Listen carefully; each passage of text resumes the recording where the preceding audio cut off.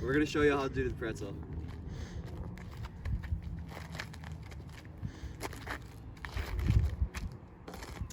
Okay, we did that pretty fast. We'll slow it down a bit and go through it with you step by step.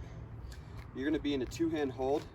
To start it off, guys, you're gonna lift your left hand, your partner's right, and step through with your right foot, bending your right wrist down as you do.